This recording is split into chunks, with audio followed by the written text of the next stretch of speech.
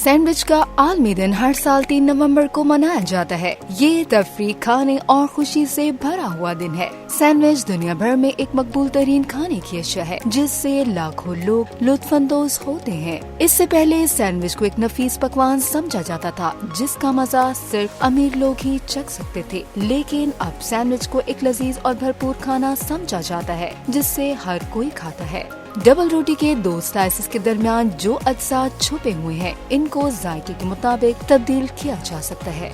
Sandwich में शुरुआत में गोश्त ज्यादातर भरने के तौर पर इस्तेमाल किया जाता था, ताहम अब आप अपने सैंडविच का इंतखाब खुद कर सकते हैं। ये दिन लॉर्ड जॉन मोंटाग्यू की याद में मनाया जाता है, जिसने सैंडविच कस्बे को मशहूर किया, जो कि अब तक एक मशहूर सियाहती मुकाम है।